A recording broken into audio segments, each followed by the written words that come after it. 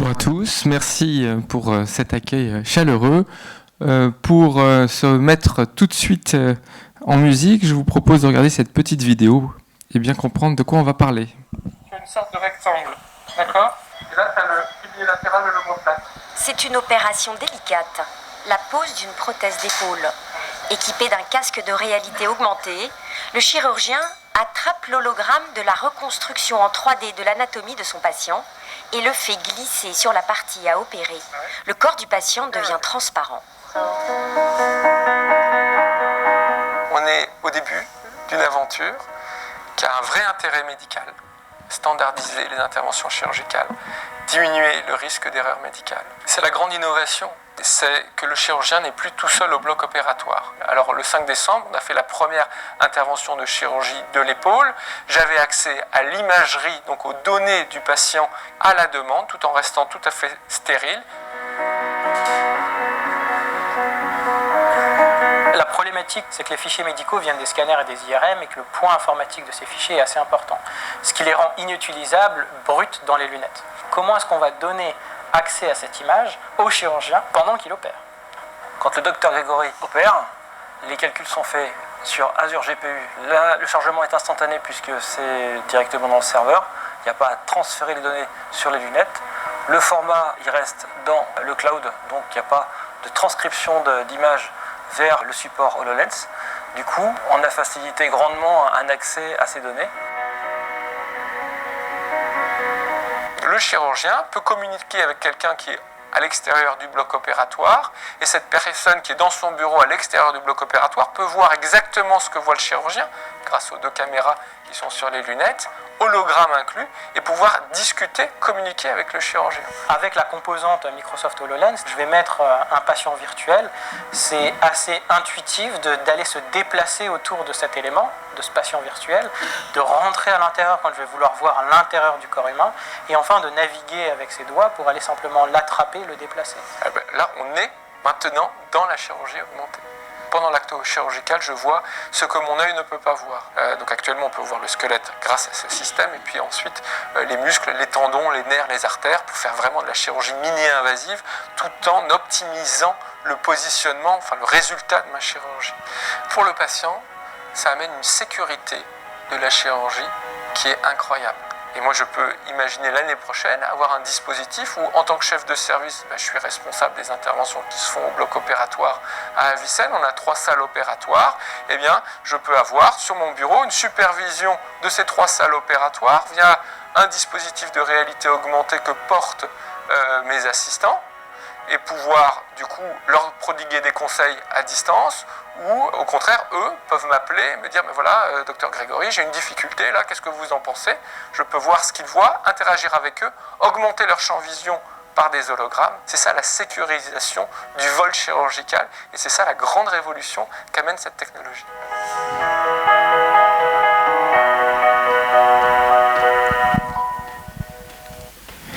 Donc vous l'avez compris, dans cette vidéo, on va parler de sécurisation de la chirurgie et de la médecine. On va parler de technologie, on va parler de données. Alors une petite expérience qui est la nôtre en chirurgie à l'Université Paris 13. Parlons de la révolution du numérique. La révolution du numérique, c'est la 3e révolution industrielle. Elle a commencé dans les années 60 à 70. Et comme toute révolution, elle n'a pas une évolution qui est linéaire, mais bien une évolution qui est exponentielle et qui est marquée par des boosters. Alors le premier booster, c'est dans les années 80, l'ordinateur pour tous. C'est ceux de ma génération qui ont joué avec les premiers TO7. Et puis le deuxième booster, c'est Internet, dans les années 2000. Troisième booster, c'est le smartphone. Le smartphone, c'est il y a un peu plus de 10 ans. Et à l'époque, on se demandait pourquoi un smartphone, un téléphone, c'était fait pour appeler en appuyant sur des touches. On voit bien maintenant que le smartphone est devenu un élément indispensable de notre vie quotidienne. Le booster actuel, c'est l'intelligence artificielle. Alors où en est-on de cette révolution du numérique? Probablement encore à ses débuts. La perception de l'intelligence artificielle, mais le professeur Benani va en parler de façon beaucoup plus éloquente, c'est souvent le robot humanoïde. Et pour nous, chirurgiens, c'est le médecin humanoïde qui va remplacer le médecin réel. Alors, l'intelligence artificielle, ce n'est pas ça. Encore une fois, professeur Benani vous en parlera. Ce n'est pas ça parce que l'intelligence artificielle, actuellement, ce qu'elle sait faire, c'est tout un tas de choses. Elle sait reconnaître des images, reconnaître des sons. Ce qu'elle ne sait pas faire, c'est avoir ce qu'on appelle du bon sens, du sens commun. Il y a beaucoup d'initiatives, et vous entendez dans la presse, dans les médias, beaucoup d'initiatives autour du numérique et de l'IA en médecine, et parfois il est un peu difficile de faire la part des choses et de bien comprendre, d'avoir une vue d'ensemble de ce que le numérique et l'IA vont changer, même transformer la médecine. Et avec Younes Benani, on a proposé cette classification. En fait, cette classification, elle comprend 6 domaines. Le premier domaine, c'est les big data, la médecine personnalisée. Qu'est-ce que c'est ?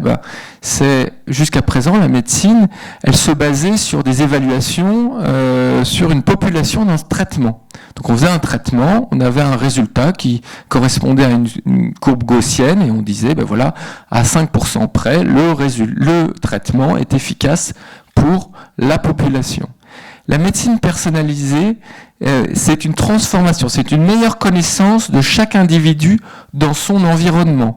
Par exemple, c'est la carte génétique.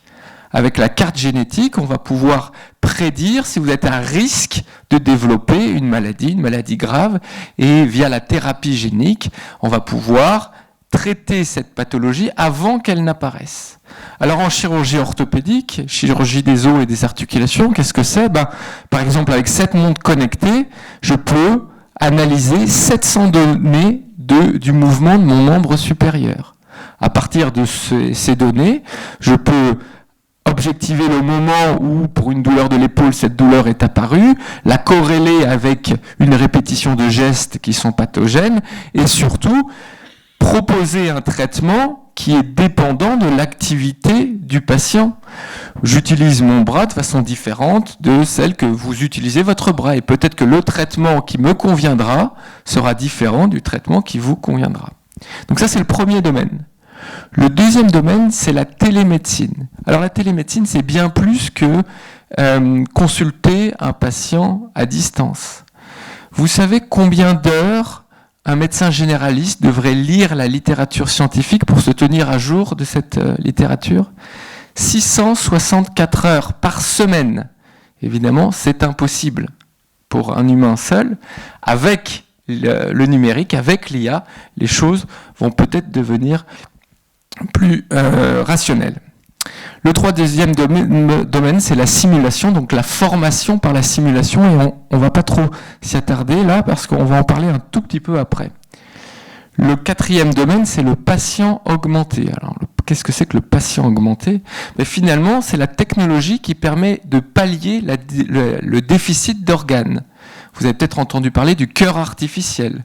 Vous avez des patients qui sont en insuffisance cardiaque terminale, qui ne sont pas éligibles à une greffe cardiaque, on leur met une pile numérique qui leur permet de continuer à vivre. Pour le chirurgien augmenté, on va en parler.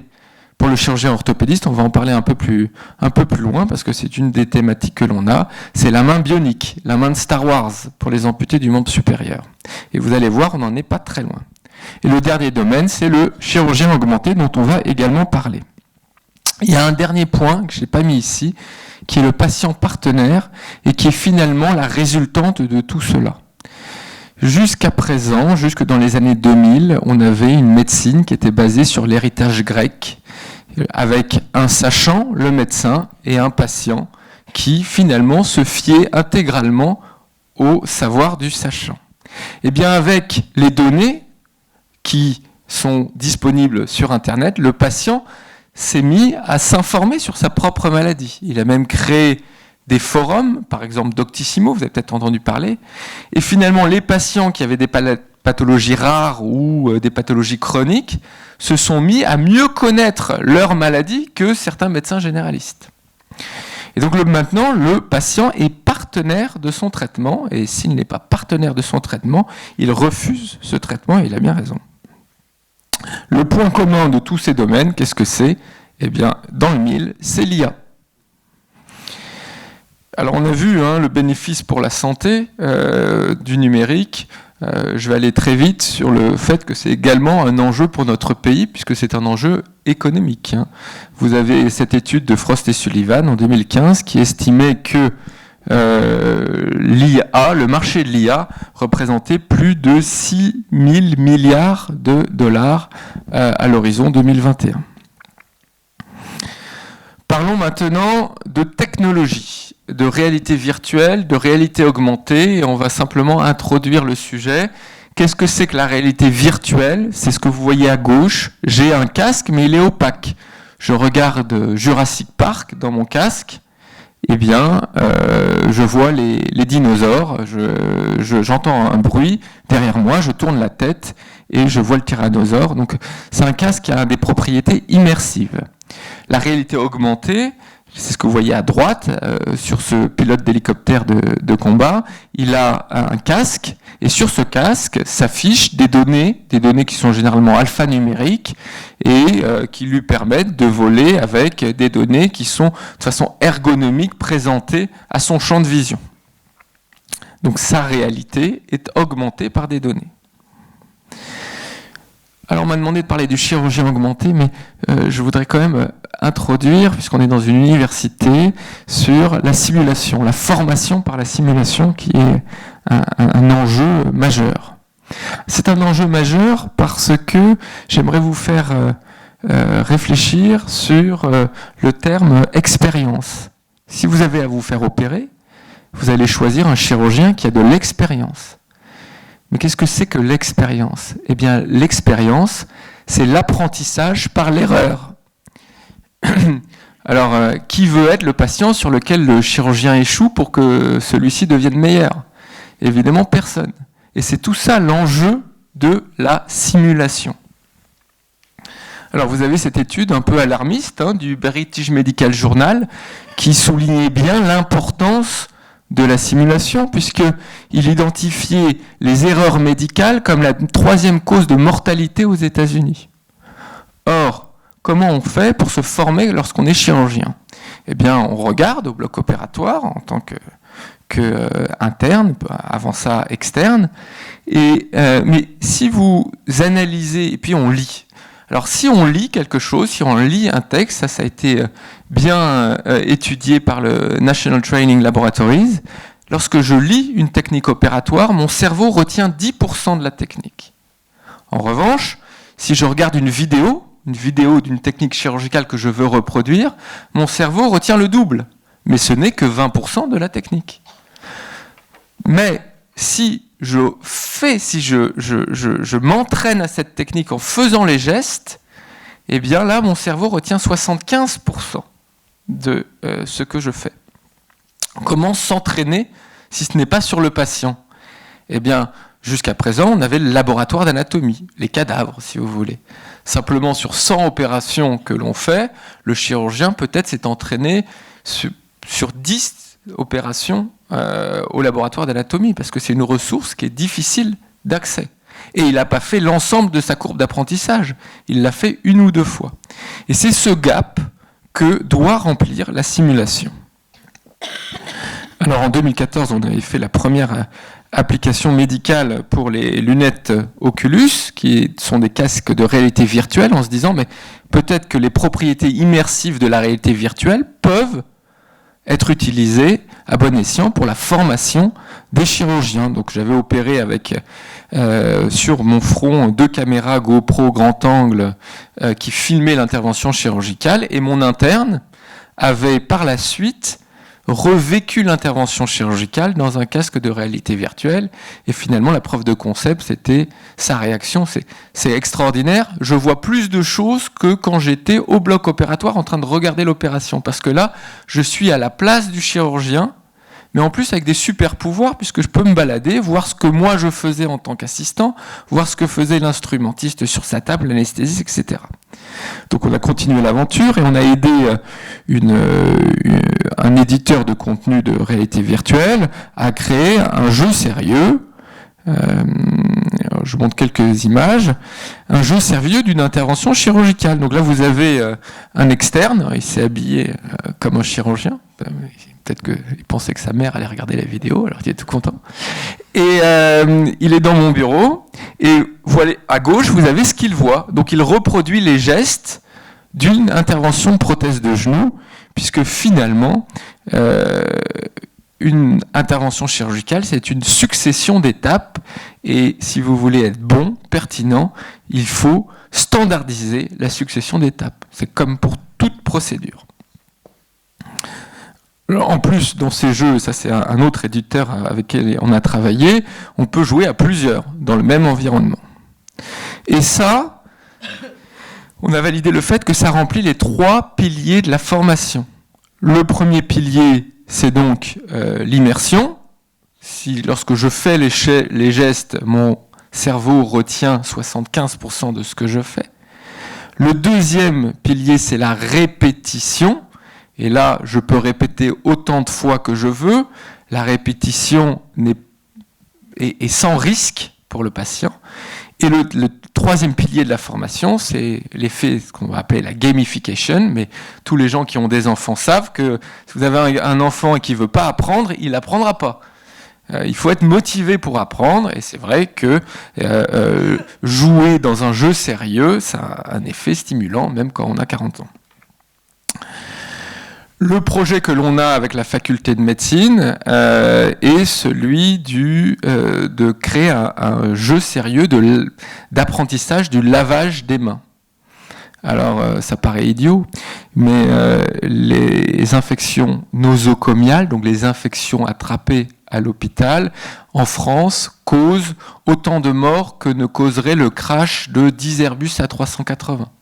Donc c'est très très important, c'est des enjeux économiques qui sont énormes, et les données OMS, c'est qu'une infection nosocomiale sur 2 est liée à un défaut de lavage des mains. Alors, l'objectif, c'est d'utiliser évidemment un outil pour pouvoir interagir dans le jeu sérieux, qui est un outil grand public, et on travaille avec une start-up qui utilise la caméra d'un iPhone ou d'un smartphone ou d'une tablette pour pouvoir interagir dans le jeu sérieux. En fait, toute la difficulté, c'est qui va payer pour le codage du jeu sérieux. Et finalement, c'est la pierre angulaire qui est pas encore facilement résolue. Alors, c'est pour ça que ça prend un petit peu de temps, mais je pense qu'on va y arriver dans les mois qui viennent. Notamment grâce à des assurances. Alors le chirurgien augmenté, puisque c'est le thème de cette présentation, moi quand j'étais petit j'étais un fan de Tintin, et dans Tintin il y a Objectif Lune, et dans Objectif Lune vous avez les Dupont qui passent derrière une vitre et on voit leur squelette. Alors pour le chirurgien orthopédiste, celui des os et des articulations, voir le squelette, c'est un peu le Graal. Alors comment voir le squelette ? Eh ben, il y a différents systèmes qui ont été mis en place, la navigation, l'impression 3D, je passe, mais ce que je voulais voir, c'est vraiment les choses de visu. Alors on a commencé à travailler avec Thales, et donc avec leur casque de pilote d'hélicoptère de combat. Évidemment, on ne pouvait pas amener un patient à opérer chez Thales, ni même un cadavre, donc on a amené un jambon. Et donc on a fait la première presse de concept en utilisant leur casque de pilote d'hélicoptère de combat qui s'appelle le Top Owl. Je vais vous montrer quelques images. Ça s'appelle le Top Owl, donc l'œil de la tête de chouette, parce que ça permet aux pilotes d'avion de voler la nuit. Et alors on va peut-être passer. J'arrive pas à passer. Et donc l'idée, c'était d'utiliser de la technologie qui est développée dans un autre domaine que la médecine et de la transférer à la médecine. Parce que si vous voulez utiliser de la technologie et de la développer pour un geste chirurgical, c'est extrêmement coûteux et vous n'utilisez probablement pas les bonnes technologies. Donc on remercie Thales pour cette preuve de concept. Il y a un peu de blabla qu'on va passer. Ça, c'était au laboratoire de chez Thales. On a évidemment passé le jambon dans un scanner pour voir son squelette. À l'époque, j'étais à l'hôpital européen Georges Pompidou. Et vous allez voir, après on va passer les images de ce que l'on voit. Voilà ce que je voyais dans mon casque de pilote d'hélicoptère de combat. Donc je voyais le squelette du jambon à travers le jambon, et j'ai présenté ça dans un congrès sérieux, hein, le congrès national de la Société française de chirurgie orthopédiste, et mes collègues étaient sur leur banc. Quand est-ce qu'on a ça au bloc opératoire? Eh bien, finalement, c'est de la technologie qui est lourde, en plus c'est de la technologie militaire, donc les militaires n'étaient pas très enclins à nous faire utiliser ça, en tout cas à diffuser ça de façon assez large. Et Microsoft, en 2017, a développé un casque qui s'appelle les HoloLens, et en fait a introduit un nouveau concept qui est de la réalité mixte. Alors qu'est-ce que c'est que ce casque? En fait, c'est pas un casque, c'est un vrai ordinateur, et c'est ça qu'il faut comprendre. C'est un ordinateur qui a 2 caméras, qui a des capteurs, qui sont des capteurs d'intelligence artificielle, qui permettent d'interagir avec l'ordinateur, non pas avec un clavier ou une souris, mais par commande gestuelle, en faisant des gestes qui sont vus par la caméra et compris par l'ordinateur, ou alors par commande orale. Et en plus de ça, l'ordinateur a un logiciel de photogrammétrie, donc un laser, qui lui permet de savoir où est le sol, où est le plafond, où sont les murs, où vous êtes, pour pouvoir placer sur votre environnement réel des objets virtuels, c'est-à-dire des hologrammes. Et c'est pour ça qu'on appelle ça la réalité mixte. Alors vous l'avez vu en vidéo introductive, on ne va pas en reparler. On avait fait cette intervention chirurgicale de prothèse d'épaule maintenant il y a plus d'1 an de cela. Il faut, avec un très bon résultat, on était connecté avec des chirurgiens qui étaient aux États-Unis, en Corée et en Angleterre, et finalement, pour la première fois, le chirurgien avec un cockpit, à l'instar du pilote d'avion. Et on se disait, ben voilà, ça y est, on a passé l'élément clé. Jusqu'à présent, on en était au chirurgien artiste. Le résultat de la toile est dépendant uniquement de l'agilité du chirurgien. Eh bien, au chirurgien numérique, au chirurgien pilote d'avion, qui a une technologie qui lui permet de décoller et d'atterrir sans risque, quel que soit le pilote. Évidemment, on a développé ça. Alors là, on a développé ça pour d'autres articulations. Là, c'est la hanche. Et puis, on a développé également, on a fait la première intervention de chirurgie des petits os du carpe, c'est-à-dire les petits os du poignet sur hologramme. En fait, on a quand même des limites avec ce premier casque, cette première version qu'elle est difficile d'utilisation. Les capteurs d'intelligence artificielle ne sont pas encore suffisamment poussés. Mais c'est un petit peu comme le premier iPhone. Le premier iPhone, en 2017, les gens se trouvaient que c'était les applications, à quoi ça sert, parce que c'est pas facile d'utilisation. Eh bien, récemment, Microsoft a sorti ses HoloLens 2, la version 2, que j'ai essayé. Actuellement, il n'y a que 2 paires en France, et avec une manipulation des hologrammes qui est comme celle-ci. Donc, totalement incroyable, et avec un système avec lequel on peut interagir de cette façon-là, là on voit déjà possiblement une utilisation à grande échelle au bloc opératoire, et on attend, Monsieur le Président, on attend avec impatience que Microsoft nous donne nos 15 lunettes HoloLens que l'on a précommandées. On devrait être les deuxièmes en France à les avoir après Airbus. Alors on est très très content, mais tant qu'on les a pas, et on peut pas avancer. On est un peu pas bloqué, mais c'est vrai qu'on les attend avec impatience. Alors tout ça, ça nous a conduit avec Younes Benani à créer au sein de la Maison des Sciences Numériques un institut développé à l'IA et à la chirurgie. L'élément centrale de ce centre, et on l'a construit comme une tour de contrôle. Je vous ai dit, le chirurgien pilote de ligne, il a son cockpit, mais le pilote de ligne, il a aussi une tour de contrôle qui va pouvoir contrôler les atterrissages, les décollages, mais qui récupère également des données des vols des avions pour créer les algorithmes qui vont permettre de sécuriser encore un peu plus les vols. Eh bien, on a créé notre centre de la même façon. Donc, on va connecter l'ensemble du bloc opératoire d'Avicenne et des chirurgiens de mon service, mais également des autres services, parce qu'on a la chance dans ce petit hôpital d'avoir des stars. On a le professeur Martineau qui a fait la première greffe de trachée au monde en chirurgie thoracique et vasculaire. On a le professeur Trézalé qui vient d'arriver de la Pitié-Salpêtrière et qui est une star en chirurgie digestive endocrinienne, le docteur Giocanti en ophtalmologie. Donc on va connecter l'ensemble des chirurgiens à notre tour de contrôle pour pouvoir récupérer des données qui feront les algorithmes et finalement les outils, les applications du cockpit de demain. On a d'autres sujets de recherche et je vous les présente rapidement parce qu'ils sont tous liés à l'IA.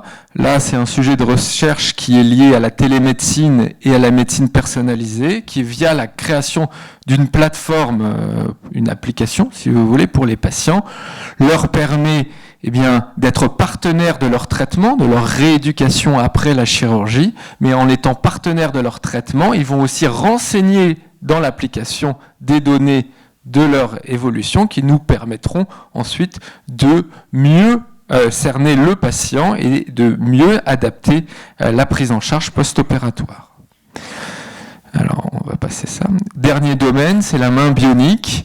Un de mes assistants a fait la première implantation d'une main bionique selon la technique TMR. Alors, je vous laisse regarder cette petite vidéo de quelques secondes. Flexion. Ouverture de main. Fermeture de main. Extension. Flexion. Pronation.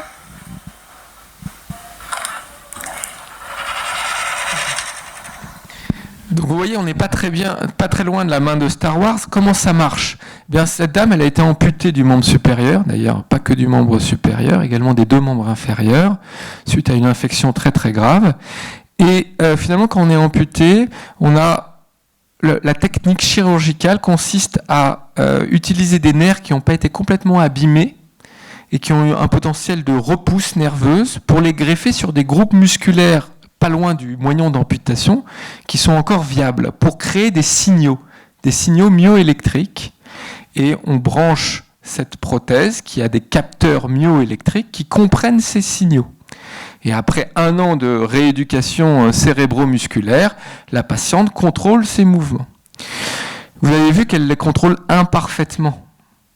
Et c'est là que l'IA peut jouer un rôle déterminant, puisque finalement, il faut comprendre que c'est des signaux qui sont un peu comme des pointillés, et via l'IA, l'IA va pouvoir prédire et transformer un signal en pointillé en un signal continu, et mieux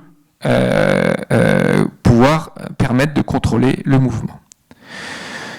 Alors, il y a aussi un Learning Lab, et dans le Learning Lab, l'objectif est évidemment de créer avec Microsoft les premières sessions de formation ici des chirurgiens du monde entier aux technologies des HoloLens.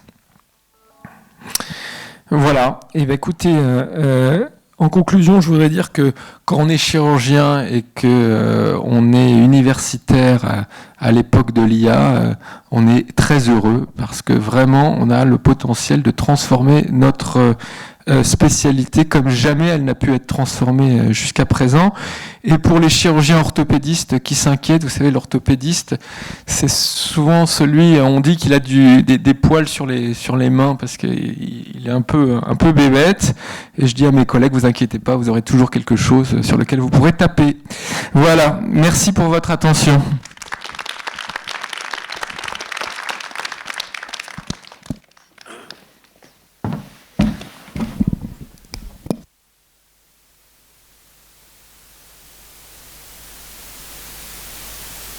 Merci à vous, Thomas Grégory. J'invite le professeur Benani à venir s'installer. Comme le professeur Thomas Grégory va devoir nous quitter, s'il y a éventuellement une ou deux questions dans la salle, on peut les prendre maintenant pendant que le prochain intervenant se prépare. Vous avez la parole. Oui. Je voudrais pas monopoliser le micro. Chers collègues, bravo pour cette intervention et puis en général pour tout ce que vous faites. J'ai une petite question perverse. Est-ce que les primes d'assurance que les chirurgiens doivent payer éventuellement vont baisser grâce à cette technologie ? C'est une excellente question. C'est un petit peu comme la voiture autonome. Pour l'instant, bon, il faut encore un petit peu de temps, mais c'est sûr que tout va changer. Tous les domaines qui entourent la médecine et la chirurgie vont être profondément transformés par cette révolution.